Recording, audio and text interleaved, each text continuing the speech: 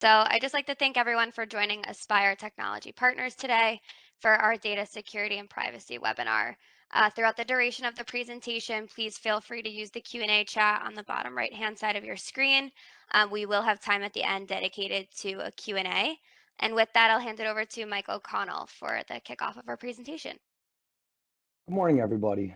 Thank you for joining the Aspire Technology Partners webinar. Today, we're going to focus on data security and privacy in K through 12 education.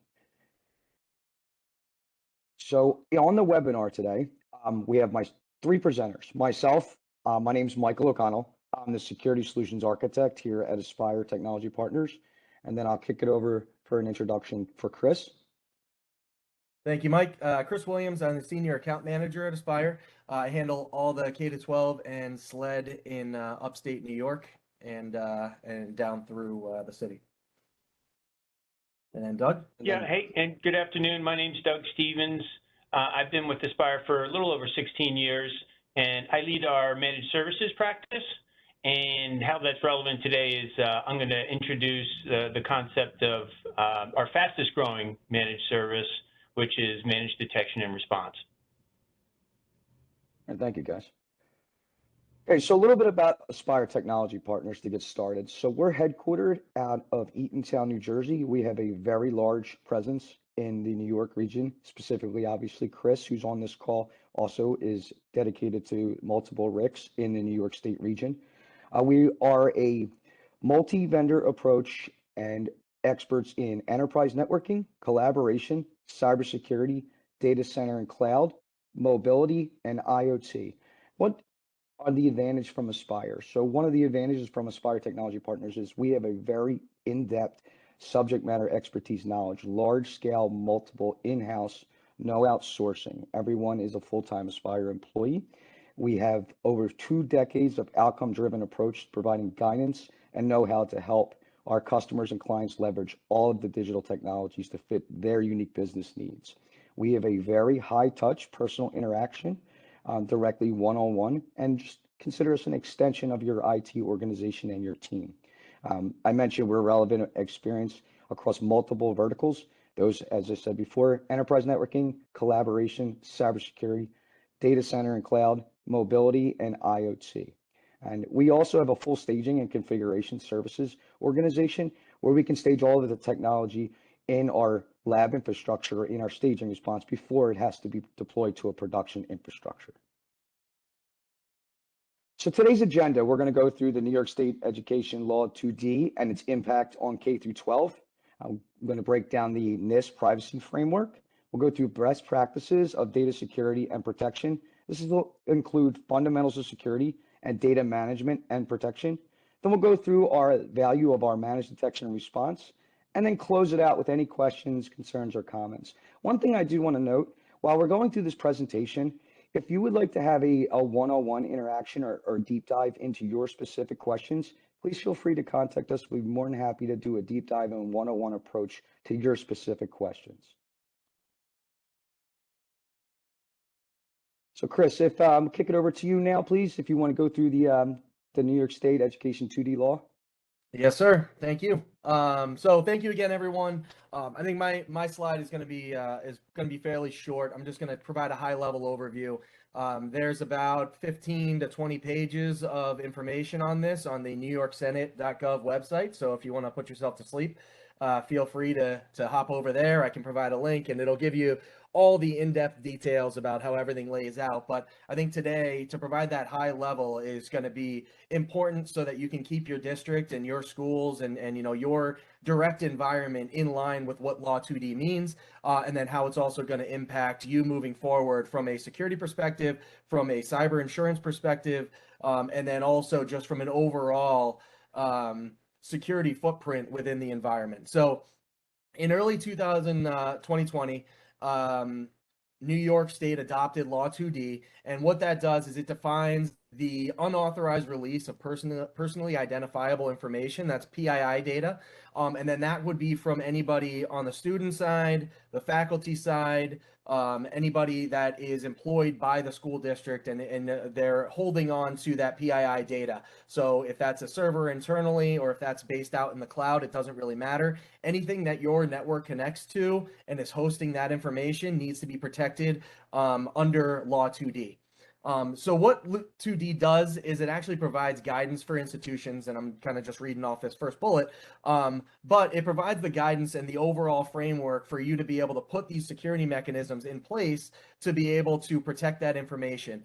This could be, and I might be stealing a little bit of Mike's content here, but this could be anything from two-factor authentication. It could be how you're creating your passwords for your different networking devices. It could be taking a look occasionally or quarterly at how the code versions are set on your individual firewalls or your switches or your servers, making sure that you're staying updated. But it's providing that guidance and that framework so that you know what you should be doing. The most difficult part that I've found through my conversations with other customers is that it is all very easy to do, but it's not necessarily being deployed and being put in place. I've seen a lot of great information on this is the steps that you need to take, X, Y, Z, and then it's just actually going out and making those changes because people are so inundated with the fires that they're seeing every single day and just being able to keep up with all that work. So the next bullet here is ensuring that the technologies and practice align with the NIST cybersecurity framework. That's some of those items that I mentioned previously on the two-factor authentication and the patching and coming up with scheduling for that. 2D also requires that every district appoints a data protection officer with the appropriate knowledge and training and experience to oversee all of this data security. Developing and implementing that data security and privacy policy. So coming up with that list of things and actions that you need to do, and then actually rolling them out. Conducting security training for educational agency employees. So making sure that your faculty and your staff doesn't click on links from phishing opportunities, making sure that you're doing some phishing training, making sure that you're not clicking on inappropriate things, making sure you're blocking the command and control callbacks for malware that could be introduced into the environment through a malicious actor or a bad machine. If antivirus wasn't running or you're not using that AI or ML based antivirus solutions. Publish a parent's bill of rights and include it in every contract with a third-party contractor that receives PII. So if you do have to share any of that information out to a third-party contractor that may be doing an upgrade, or maybe it's Aspire that has access to the servers, make sure that there is a bill of rights that's provided, basically that just says, hey, you have the ability to opt out of providing this information, or you have the ability to speak up and make sure that your concerns are known during this engagement with this other third-party contractor. The couple of the other, Mike, you're trying to shut me up.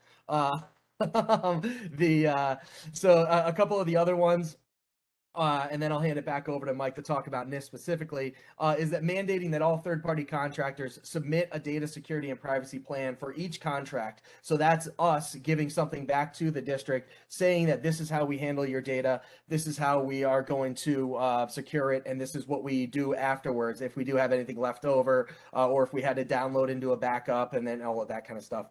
And then finally, Mike, almost your turn, adopt the NIST security framework as a standard for data privacy and security, and meet those requirements to ensure you're adequately protecting your PII data. And so that's what Mike is going to talk about now. What does that framework look like? What are the actual requirements that you have to have? And then we can go from there. So Mike, back to you. All right, thank you, Chris.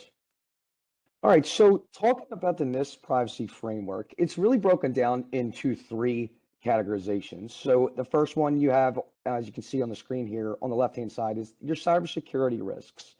That's identification, protection, detection, response, and recovery.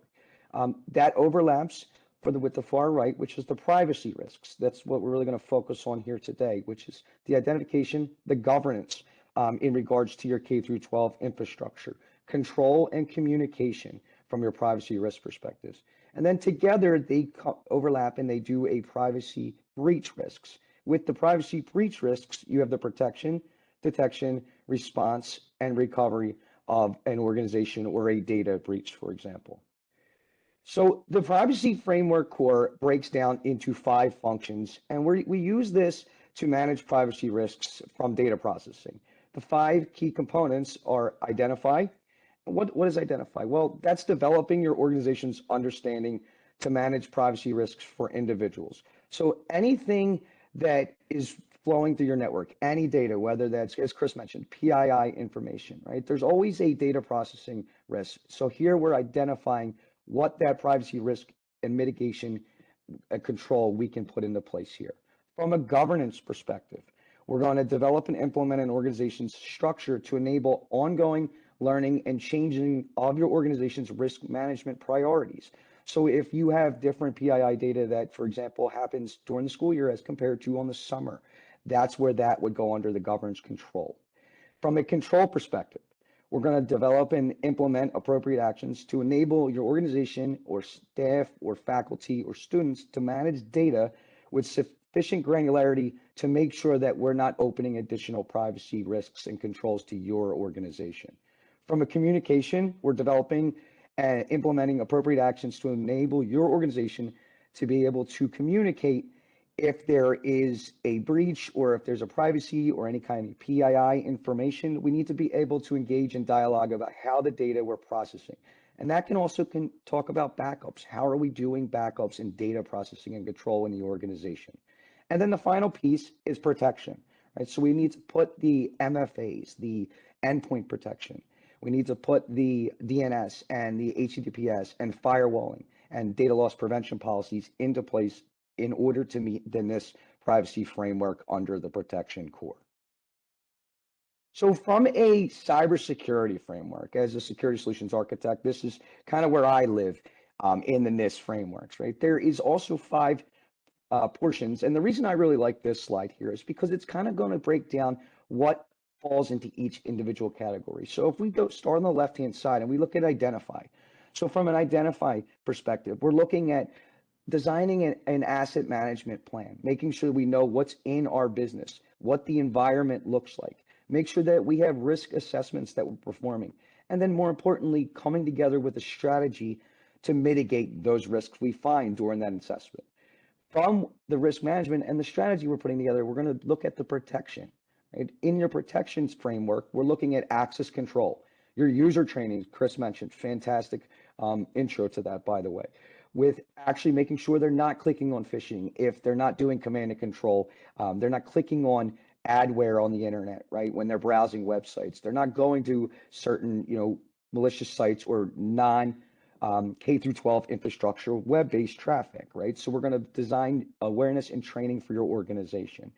The maintenance, continue updates, making sure that we have back-end technologies in place for your endpoint protection or your DNS or your firewalling that's dynamically updated with an auto configuration where you don't have to mitigate that. If there's a 0-day threat overnight, we do not want to have something in place that my engineers or your IT staff needs to manually interact with. We should have 0-day updates automatically updated under the protection framework here. From a detection, continuous monitoring of your organization. Fantastic opportunity to talk about a managed detection and response, making sure that if there's events in your organization and there's detections on there that they're actually responded to. Same with the MDR solution, making sure that you're proactively responding under the response, right? So we don't want to go ahead and just leave something sit for weeks at a time, months at a time, and not have any kind of analysis, communication to the organization, and mitigation, and making sure that we have a response plan documented. And then a recovery, which is the last part. And the goal of these other 4 on the left is to make sure that we hopefully don't have to get to the recover. But if we do, to make sure that we have a plan in place saying these are the systems that need to come up first. And then what is the improvements from a communication perspective your organization can make moving forward? For example, an MDR solution would mitigate all 3 of those, starting at the detection, the respond, and recover. So this is a compliance matrix, and this is geared kind of towards the Cisco services products. But as I mentioned before, there's many different products that Aspire can can support and has built into our MDR and our professional services solutions. But geared towards this, this is a compliance matrix. And what this really shows is green is ideally the category that you want to be in all the way across the board. So when we're looking at something from like an AMP, which is the endpoint protection, or a threat grid, going down from the top to the bottom, I'm looking at it from a privacy compliance breakdown. I go ahead and I have access management control. I'm doing risk assessments with my AMP and threat grid. I have access control from a data security perspective, right? So I'm able to control what my endpoints are able to access, or if they pull down a malicious file, I'm doing the protection. The protective technology, that's that endpoint, that XDR solution or EDR solution, right? Anomaly events, continuous monitoring. I have a dynamic update platform, so I'm not having to pull down like the legacy DAT files on an antivirus platform. Right? It's dynamically updating for 0-day threats. From an analysis perspective, it's constantly going to scan my endpoints. It's going to reports to a single pane of glass. And then mitigation, it can remediate that. I can run this clean scan. I won't bore you guys to go through all of these, but we will distribute this slide deck so you can see this actual grid. But you'll notice that on the far right-hand side, under all these products combined, we actually hit all of the check boxes from top to the bottom. So today's overview for best practices of data security and protection. So from a data protection, number one thing we want to talk about is endpoint protection, making sure that in the K through 12 infrastructure, you have your endpoints and your corporate assets protected. They're dynamically updating, right? As I said, you don't want to have a product in place that your IT staff has to manually interact with on a daily basis. Overnight, for example, on the weekends, Sunday night, 1 a.m. in the morning, there's a 0-day threat. I don't want to have my engineers have to manually get on and not have protection automatically as of Monday morning or later Sunday, for example. Access control, number one thing, all right, from a NIST compliance and cybersecurity insurance, for example. Multi-factor authentication, controlling access to your sensitive data also, right? So being able to control what the students can access compared to what the staff can access. Maybe you have accounting staff, for example. We want to make sure that they're the only people that have access to sensitive data, the PII information, for example, in your organization. Also, remote and on-site. COVID kind of changed the game and the rules for a lot of things when most people, obviously K through 12, are back, on site or going back full time now. But more importantly, you still want to be able to have that access control, for example, if you have an Azure or an O365. Also, if the students or staff, for example, you want to be able to have control from data loss prevention, making sure we're not taking PII information and bringing it to Dropbox or Box.com or any cloud-based storage. Firewalling, making sure that we protect our egress interfaces. And then the latest thing is really DNS and HTTPS protection. And what I mean by HTTPS protection, I'll get into it in a little bit, is being able to decrypt and inspect the actual HTTPS traffic. And then Chris mentioned it, and Doug and I will go into it in more detail, but security awareness training, making sure that your staff and the users are trained. We're not getting hit with phishing attempts, any C2C. We're not affecting our organization with malware. So the biggest thing from an endpoint protection is, and what I like to call, and you probably hear this acronym a lot out online, it's EDR. What does that stand for? Well, that's endpoint detection and response. The process that Aspire takes and organizations that we would implement from a K through 12 is a 3-step approach. You have a protection and hardening. And what is that going to do? Well, that is going to enable behavior analytics. And what I mean is being able to learn your organization, making sure that you're getting protection from an endpoint based off the way that your K through 12 infrastructure, what the programs, what your network traffic, and what your endpoint protection traffic, and those analytics are going to be done through behavioral learning. Machine learning, I mentioned this is critical. You do not want to have manual interactions. You want it to dynamically update. Then from a detection perspective, you want to make sure that we have continuous activity monitoring. You want to make sure that you can do a sandbox infrastructure. If you have an endpoint that is acting different and looks like it has malicious malware, we want to make sure that we can replicate that in a sandbox virtual environment. We do not want to wait and allow that malicious actor, for example, or malicious software to mitigate and spread through your organization. And that is where threat hunting comes into place, right? And we have a 24/7, 365 SOC, for example, at Aspire, that we have experts that do nothing but threat hunt all day. So they are experts and gurus in that detection arena. And then from a response perspective, making sure that you have the tools in place to do endpoint isolation, being able to do application control. So for example, if I want certain staff in a marketing to be able to go to social media or run a certain application to post things to search social media or YouTube, for example, I want to make sure I have an application granular control for a block or allow list to make sure that my users are doing their appropriate business functions. So one of the biggest things, and Chris mentioned it earlier, right? Moving forward is MFA. So Aspire offers multiple different versions of MFA, but the two focused ones for today are Cisco Duo and Okta. With MFA in a K through 12, Duo and Okta both offer a broad range of MFA options, right? So gone are the days where you need to have a physical token everywhere. So that's still an option, but for example, with a lot of K through 12s and RICs that I've worked with, we do multiple layers of MFA. So that can be on the phone, the mobile device on their personal or K through 12 issued device. We can do a corporate desk phone or a soft phone, for example. You can have a soft token, which is just another mobile-based token. We can do biometrics from an MFA perspective. So if we wanted to have, for example, a USB key with a fingerprint for identifications, you can do that. You can also do, and I'm sure some people have seen it, hardware tokens where you have a 6-digit or 8-digit number that rotates every 30 to 60 seconds. And then if some people do not have a smartphone, and believe it or not, there's some of those out there still, you can do standard text messaging. So in MFA, there's a ton of flexibility and broad range of options for implementations nowadays. You're not just stuck to that physical hardware token anymore. Well, what do we get immediately with MFA? Well, number one, we're going to basically have security posture assessment on your organization, right? I'll be able to see what's running in my organization. Is it managed? Is it unmanaged? What is the software version? Is the corporate asset, for example, is it encrypted? Is there a password protected? Firewall enables, biometrics. So one of the things I went over with the NIST compliance, right, is having a risk assessment. You're going with MFA, with either Duo or Okta, for example, you're going to be able to have a security posture to build off of. And after we have our customizable posture and we know what's in our organization, we'll be able to create customized security policies.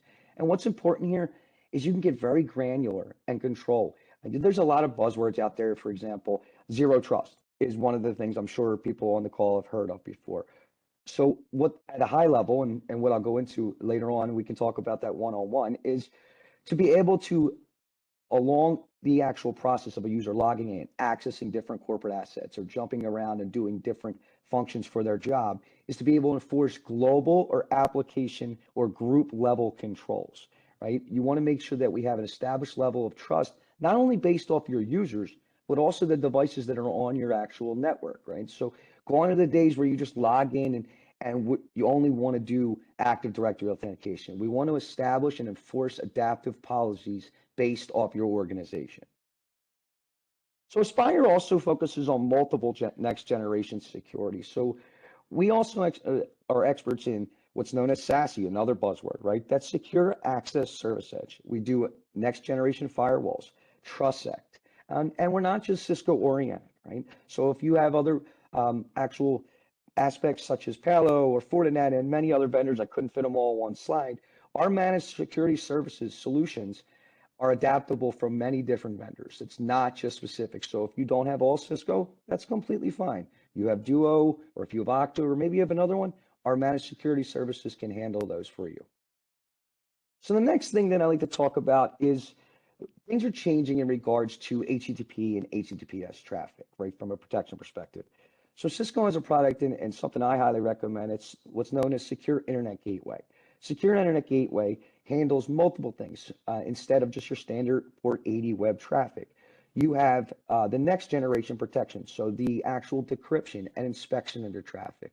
The nice thing too is if you have other smaller districts or different buildings, right, you don't need to have a legacy physical firewall on site anymore. As long as you have a layer 1 through 4 device, we can enable a single pane of glass cloud-based layer 4 through 7 protection for your organization. It reduces costs. It allows you to have single pane of glass, but actual control over multiple sites. No matter where the device or user is, we'll be able to control everything from data loss prevention, very, very important in the NIST framework, and cloud access security broker, or what's known as CASB. I mentioned it earlier. One of the biggest things that we want to look into, especially in the K through 12 organizations, is being able to make sure that our data, our PII information from a NIST perspective and the 2D law is actually not being taken outside of the organization. We don't want something sitting out on Google Drive or Dropbox. And that's where you get into the data loss prevention and your CASB actual policy framework. One of the biggest things, and I think this is important regardless of the industry, but is nowadays is being able to have the visibility of on and off corporate network devices. So whether that's Azure, whether that's O365, for example, being able to have that visibility, being able to do SSL decryption. About 90% of the websites your users are probably going to, I would hope, are all encrypted. So a legacy technology, just DNS layer only protection, wouldn't be able to actually decrypt and inspect that traffic. Cisco Umbrella SIG can absolutely do that. Also, from a protection, if you notice, this kind of follows very similar to the NIST frameworks. File inspection and sandboxing, data loss prevention, IPS functions, right? So you want to make sure you have an intrusion prevention system regardless of where that actual device is. And then more importantly, from a control perspective, you want to be able to have your content filtering and application control, right? No longer a lot of different devices out there. Google, for example, many, many different IPs. Microsoft, many, many different IPs. Things constantly change. So you want to make sure you have application level blocking, not just legacy port based. All right, I'm going to kick it over to Doug now.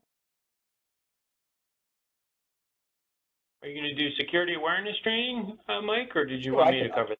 Yeah, I can do it. No problem. I'm sorry. So the last thing that we talked about from a NIST framework perspective is making sure that your users have the security awareness training, right? Making sure that your employees, your staff is constantly being sophisticated engineering attacks are constantly coming after your users, whether that's an email, whether that is a website, right? We want to make sure that we have baseline testing internally, that we assess your users, send out what looks like a real legitimate email, however, it's a phishing attempt internally in order to train your users. We offer a large library of training content in order to help with the security awareness training. And more importantly, having automated simulated phishing templates, right? We can create those for you from your K through 12, specific to your individual district, to kind of try to train your users to make sure they do not get a in the wild phishing attempt. And more importantly, we can run reports over time. So if it's 30 days, we can run the report when we first roll it out. And then a year later, we can see how much better the corporate users are doing as compared to when we first actually tried to implement this technology. All right, Doug, you're up. Perfect. Thank you, Mike.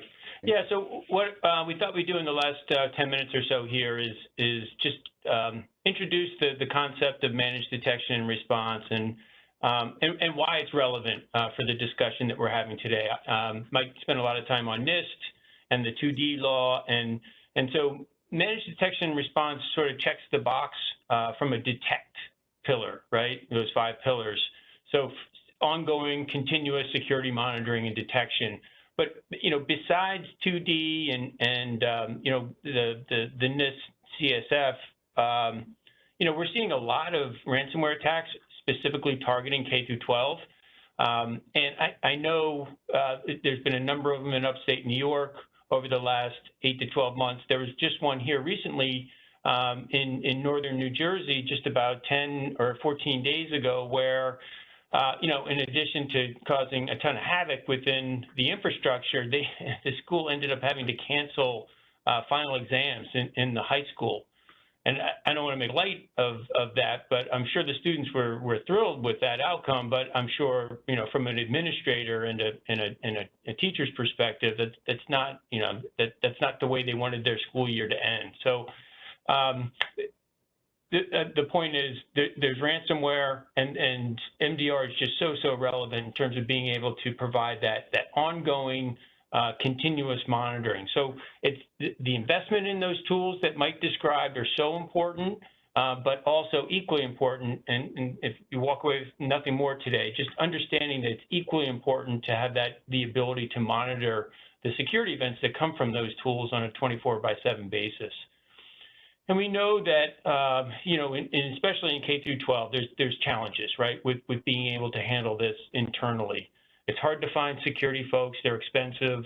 A lot of the teams within K through 12, they're wearing multiple hats, right? They have multiple responsibilities, whether it's network or systems or whatever it happens to be. And then security is sort of added on to their plate. And it just makes it so difficult to be able to keep up with just the complexity and the evolving nature of security in general. And then the other thing that we see a lot is that, you know, again, districts have invested in the tools, but they don't have that capability to monitor them internally in any meaningful way. And what happens is sometimes, you know, policies aren't set correctly, or the tools aren't tuned correctly, and there's just a flood of security events that come in, right? And it's just so difficult to be able to determine, hey, what's important, what should I be focused on, and what's just noise? And as a result of that, things get missed, and that's where bad stuff happens. So you can go to the next slide, Mike, if you would, please. So why is it so important to be monitoring? This slide here, you know, there's a lot going on here, but essentially what it's saying is, through industry research, we found that the average number of days that it takes to detect a breach is 206 days. Now, this is a specific report from Ponymon, and I've read other research that says it's 150 days or whatever it happens to be. We could argue about that time frame, but whether you're talking about 150 days or 206, you're still talking about 5 or 6 or 7 months in some cases where a potential threat is living within your environment and it hasn't been detected. And you asked the question, why does it take so long? And I just want to kind of clear up, maybe the folks on this call understand it, but generally there's a popular misnomer that ransomware is some type of, you know, you click on a link and all of a sudden ransomware, you know, you're going to be hit with ransomware. And that's really not the case. Most cyber attacks are not a singular event. It's kind of a stealthy, ongoing process that's made up of multiple steps where there's some type of infiltration. So, you know, maybe they did click on a link and maybe a piece of code was downloaded to the environment, but it goes unnoticed, right? And so from that piece of code, the attackers are going to do some reconnaissance and they're going to try to, you know, exploit, you know, vulnerabilities associated within the environment, and kind of the goal being, hey, I want to get a foothold in that environment. I want to do some lateral movement, and maybe I'll do some privilege escalation, and with the end goal being there, more recently, is trying to exfiltrate that data, right? So they're either going to encrypt it or try to exfiltrate it, right? So if you encrypt it, you pay a ransom, we'll give you a key and you can unlock it. If they exfiltrate it, that's a newer tactic where if you don't pay the ransom, we're going to release that information out to the public. And in either case, it's not a good outcome. So the longer it takes to identify those threats, the more costly it is to clean up, and the more negative impact it has on your organization. So what's the answer? And you can jump to the next slide here, Mike, if you would, please. So the trend is to leverage partnerships, right, and leverage MSSPs. And Gartner validates it with this quote here, is that those organizations that are looking to outsource security monitoring services, they're looking for some type of threat detection and response. The heavy emphasis on the ability for an outcome to be delivered, and that's about I want to improve the visibility, number one, within my environment, and I want you to be able to detect and respond to these threats for me, acting as an extension of my own IT team, and that outcome that I'm looking for as a customer is to be able to minimize that mean time to detect and then respond and remediate those threats. And so for us at Aspire, we do that leveraging our Network and Security Operations Center. It's based here in New Jersey, and we have a team of 24/7 security analysts and incident responders. They're all Aspire employees. They're all US based. We don't white label, we don't outsource, we don't do any of that. So our team is following ITIL best practices. We're SOC 2 Type 2 certified. So we have all the processes and procedures in place that we've developed over the last 7 or 8 years.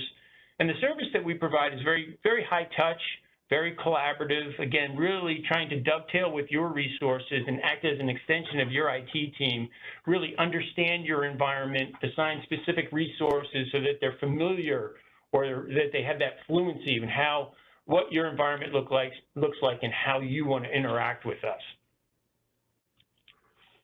Just jump to the next one if you would, Mike. And so if you're not familiar with the term MDR, really, by definition, what we provide is that remote security operations, right? So that's doing that 24/7 threat monitoring, detection, and response. And it's delivered as a turnkey experience, right? So all of the people, all of the expertise, the platforms, the tools, the technologies, all of that pre-built and leveraging the technology stack that you've invested in within your environment. So the endpoint, the next generation firewalls and the security at the cloud layer and the tools that Mike had talked about earlier. So all of the telemetry that comes from those tools is analyzed, and we perform threat mitigation, and we take active response on your behalf when we see things that are a potential threat to your environment. And so we're leveraging things like threat intelligence and automation and all of the advanced technologies that we've built into our platform, which we call Vigilance, allows us to take those security events from the cloud, from the network and the endpoint layer, very quickly identify things that are potential issues, filter out the noise, and then we see something that creates an alert, a ticket's created, it gets sent to our security operations center, and then the security analyst goes through that triage process. And we follow a very prescriptive response. We call them response playbooks, where they're going to do the analysis, they're going to make recommendations, and then they're going to take those containment and remediation actions on your behalf. You can just switch to the next slide there, Mike, if you would, please. And so what does that deliver to you, right? So again, overnight, you hire a managed detection and response service. Now you have that maturity of your security operations, right? So all of those tools, all of the platform, the expertise, all of that 24/7 visibility, again, at that cloud, at that network, and at the endpoint layer. And then the outcome that it delivers is that faster detection and being able to respond to potential threats in real time.